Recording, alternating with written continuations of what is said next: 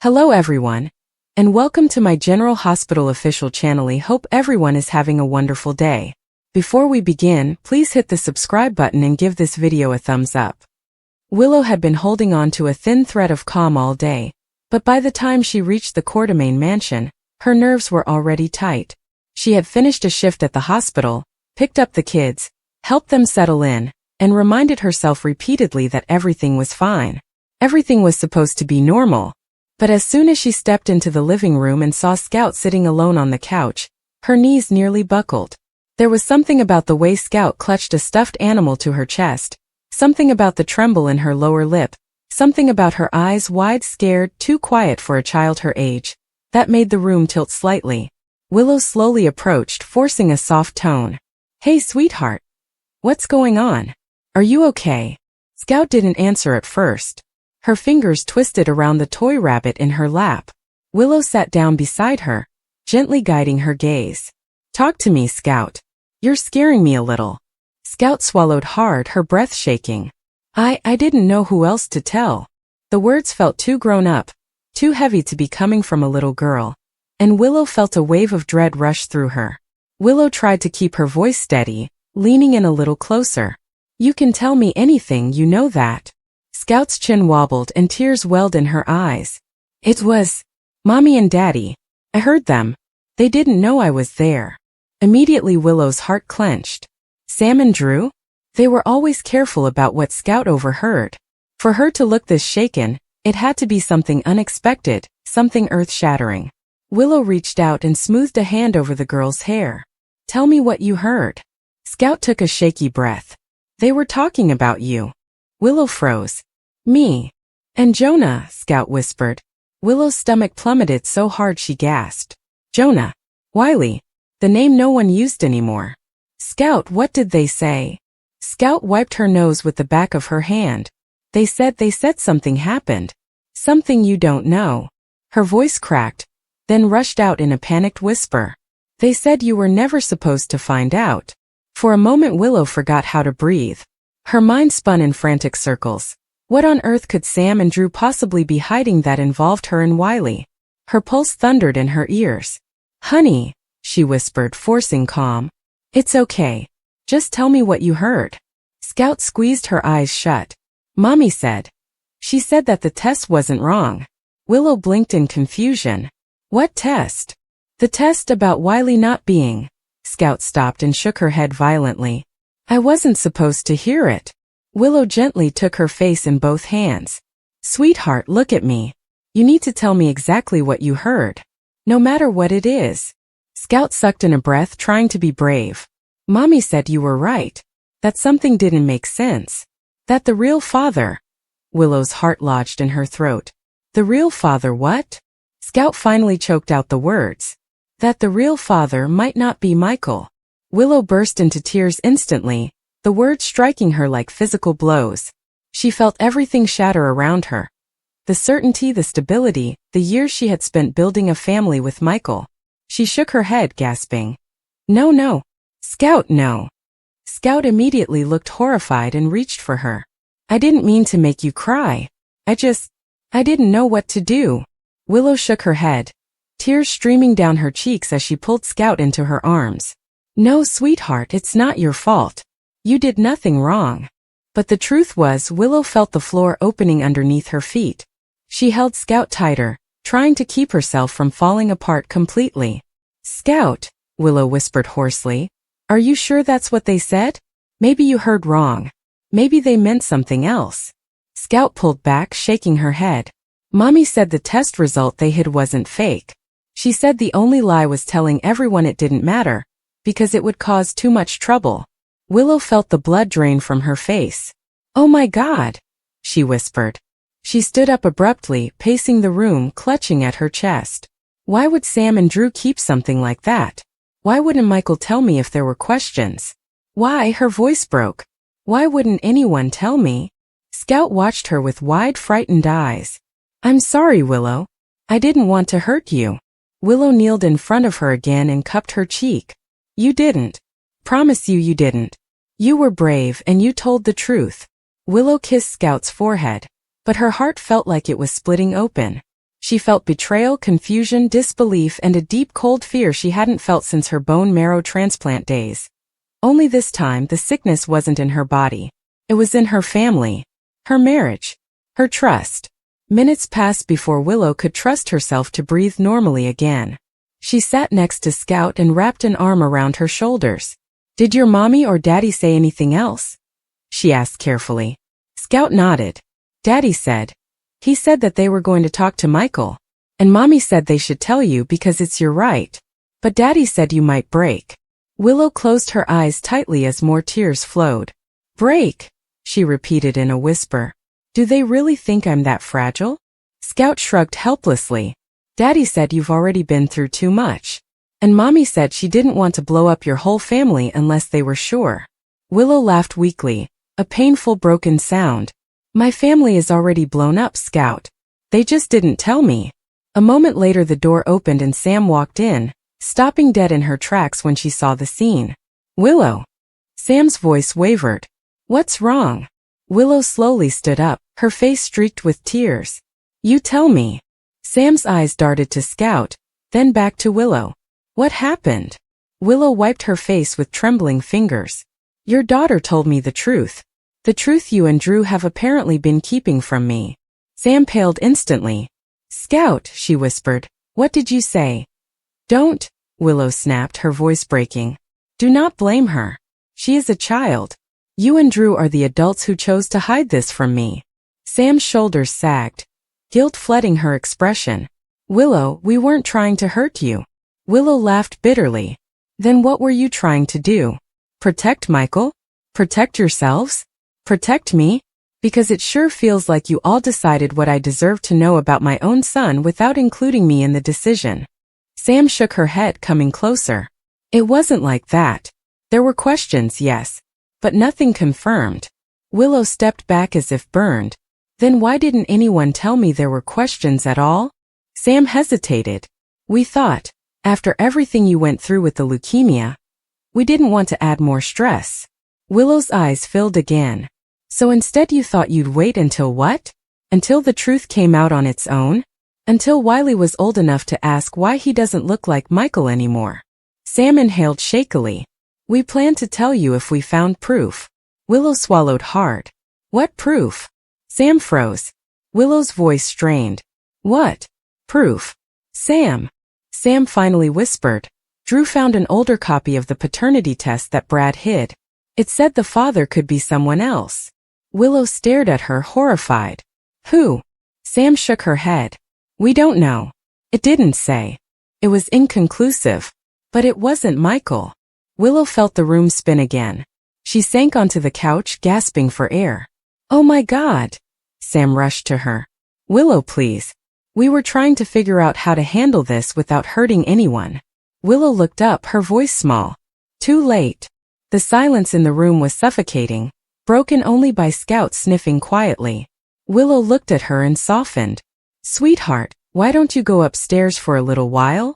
Scout nodded, climbing off the couch slowly before hurrying up the stairs. Once she was gone, Willow wiped her face again and looked straight at Sam. "Does Michael know?" Sam hesitated just a second, but it was enough. Willow's voice hardened.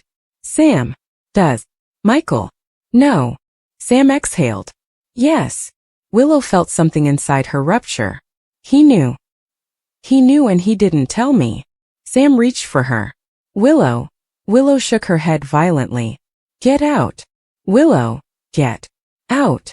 Sam tried once more. "Let me explain." "There is no explanation," Willow sobbed. "My husband lied to me. My friends lied to me. The truth about my own son, hidden for years." Sam stepped back, defeated. "I'm sorry," she whispered, then left quietly. The moment the door clicked shut, Willow collapsed forward, sobbing into her hands. The weight of betrayal crushed her. The doubt, the fear, the what if she never imagined she'd have to face again. Her entire world had just come undone with one whispered confession from a little girl who didn't understand the magnitude of what she had overheard.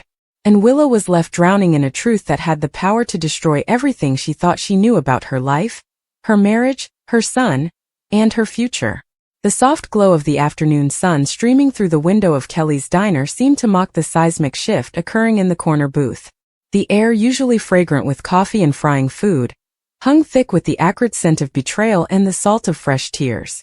Scout, her young face a mask of anguish and desperate conviction, had just handed her mother a truth so profound, so earth-shattering, that it didn't feel like a revelation but an annihilation. The words, simple and devastating, had tumbled out. "Drew isn't your father. He's my father. Cyrus is your father." For a heartbeat, the world stopped its orbit. The clatter of plates, the low hum of conversation, the distant sound of a car horn, all of it receded into a vacuum of silence. And then a sound broke through. A sharp, involuntary gasp, as if Willow had been physically struck, followed by a torrent of tears that seemed to originate from the very core of her being. She didn't sob quietly. She wept with the force of a dam breaking, her body trembling so violently the laminated menu on the table quivered. In that raw, unfiltered moment, a lifetime of understanding, identity and family dissolved into chaos. To comprehend the cataclysmic weight of this moment, one must first navigate the intricate, often painful tapestry of Willow's life. Her origin story in Port Charles was, from the beginning, one shrouded in mystery and hardship. She arrived not as a central player in the grand dramas of the city, but as a wounded soul, a young woman whose past was a patchwork of foster homes and a desperate search for belonging. The name Willow Tate carried no legacy, no weight of family history.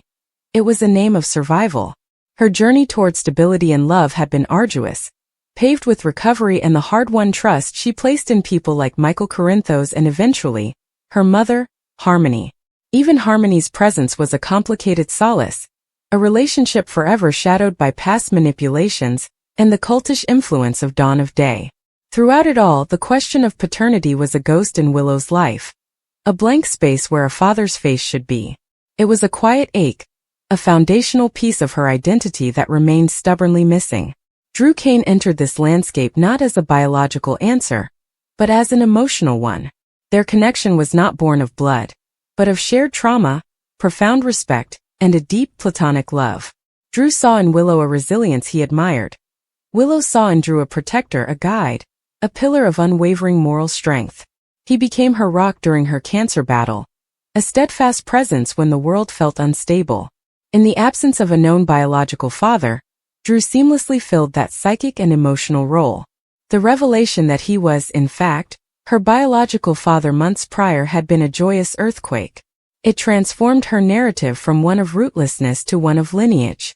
She wasn't just Willow Tate, foster child. She was Willow Kane, daughter of Drew Kane, connected to a history, to a man of honor. It answered the lifelong ghost, turning the ache into fulfillment. It solidified her place in a family structure, linking her to Scout as a true half-sister, and weaving her into the complex fabric of the Quartermain and Corinthos clans through Drew's own tangled history. This truth became her anchor. Conversely, Cyrus Renault represented everything Drew was not. Where Drew was sunlight, Cyrus was perpetual midnight. He was the kingpin of Port Charles's underworld, a man whose soul seemed etched in shadows, who wielded manipulation and violence as readily as others breathed. He was a predator, a narcissist, a force of chaos who had inflicted pain on nearly every resident of the city, including Willow's own loved ones. He had threatened Michael, entangled her mother Harmony in his schemes, and represented a toxic, anarchic principle that stood against everything Willow and her family had tried to build. Cyrus was not just a bad man. He was a symbol of the corruption and randomness of evil that could invade and destroy lives. To be told that this man, this avatar of menace, was her biological father was not merely a correction of a fact. It was a spiritual contamination. It was as if the very essence of her being had been retroactively poisoned. Scout, the innocent messenger, was herself a victim of this cruel genetic paradox. A bright, perceptive child caught between two warring definitions of father. Drew Kane was her daddy, the man who raised her, loved her, read her stories and gave her a sense of security. But biology had inserted a horrifying complication. Her beloved half-sister Willow was now also, in genetic terms, the daughter of the monster her own mother, Sam, and so many others feared and reviled. Scout's disclosure did not come from a place of malice, but from a place of confused loyalty and a child's piercing need for the world to make sense. She had likely wrestled with this secret, this toxic piece of information that threatened to rewire her understanding of her own family. In telling Willow, she was not just sharing a fact. She was begging for adult intervention, for someone to fix the broken picture. The burden of that secret, carried by someone so young, added another layer of tragedy to the scene. Her tears mirrored Willow's, a duet of shared devastation across a generational divide.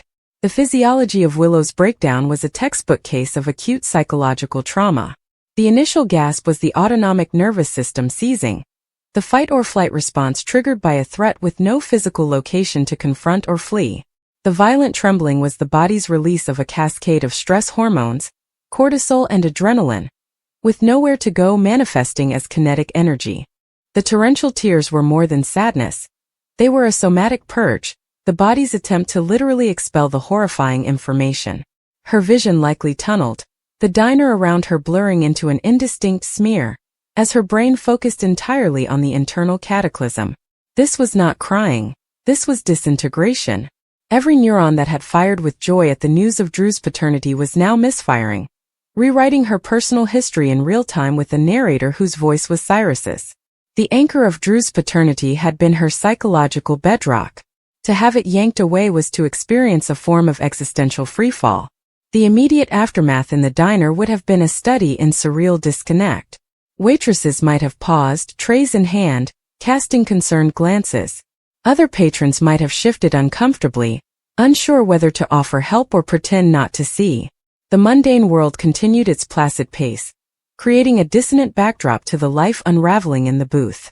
Scout, horrified by the effect of her words, would likely have transitioned from messenger to comforter in a child's instinctive way, perhaps reaching small hands across the table, her own face streaked with tears, repeating I'm so sorry, Willow, in a futile attempt to stem the tide of pain she had unleashed.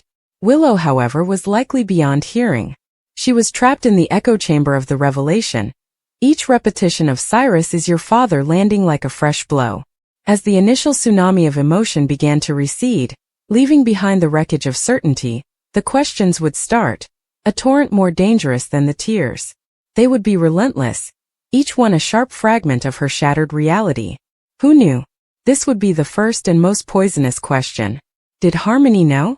Her mother, whose entire relationship with her was built on a foundation of later-in-life atonement for earlier sins. Had she known this ultimate truth and withheld it?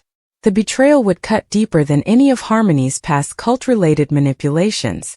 If Harmony knew, then every moment of their reconciliation, every tender word, would be retroactively stained with this monstrous omission. Did Drew know? The very thought would be a special kind of agony. Had the man she idolized, the father she cherished, looked at her with the knowledge that she sprang from his nemesis? Had his love been pity? Had their beautiful bond been, in his eyes, a charitable act toward the offspring of evil? The potential for this to destroy her relationship with Drew was absolute.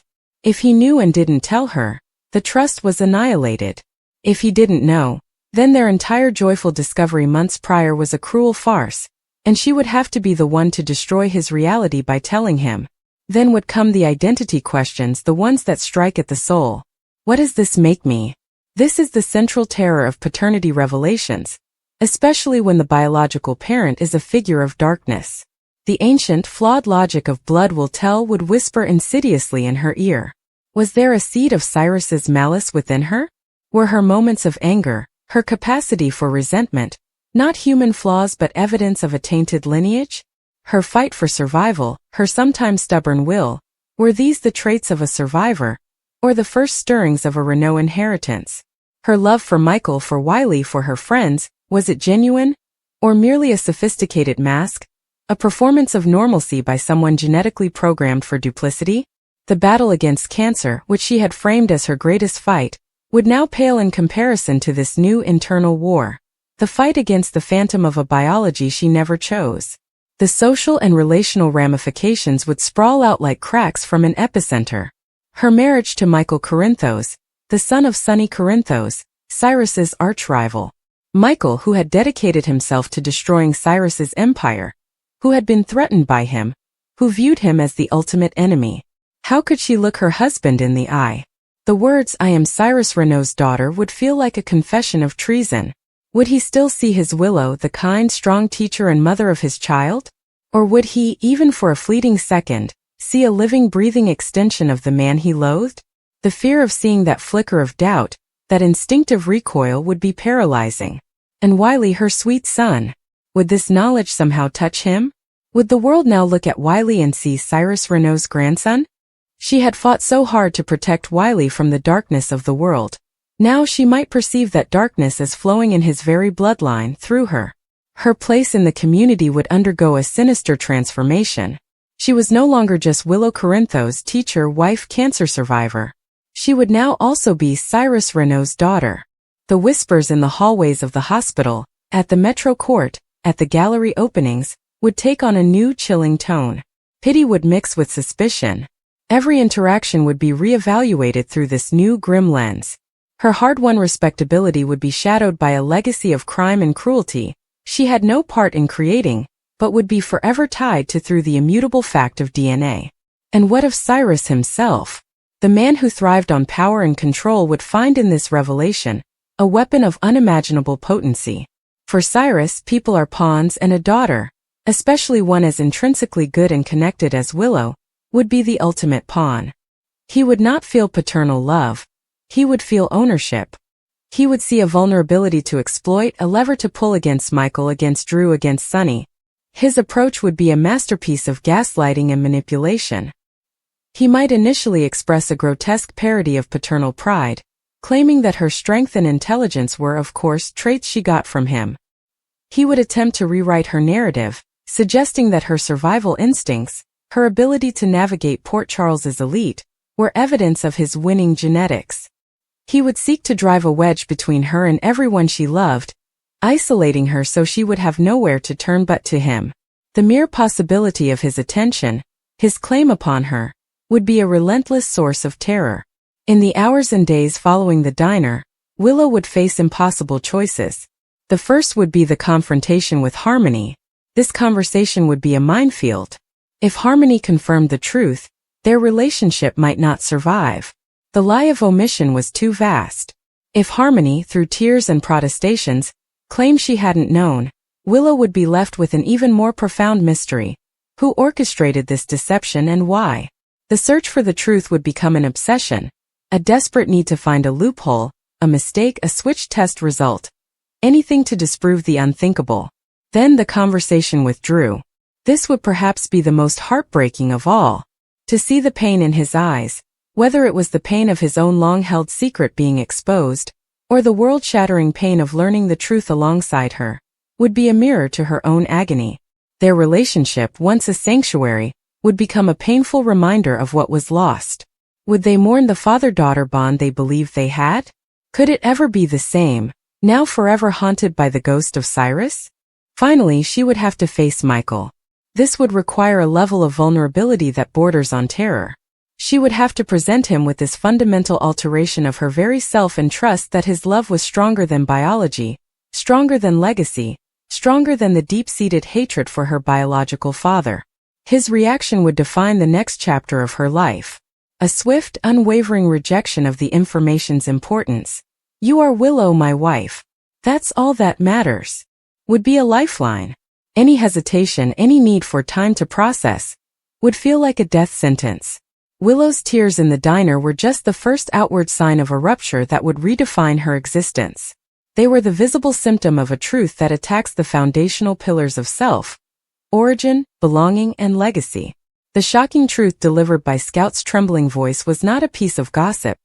It was an act of existential violence. It replaced a narrative of chosen family and heroic lineage with one of biological fate and monstrous inheritance. Her journey forward would no longer be about building a life, but about defending the one she built from the implications of her own blood.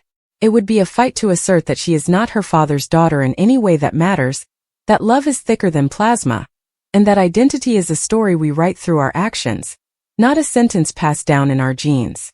But in that moment, slumped in a diner booth, with the taste of salt and shock on her lips, none of that was possible.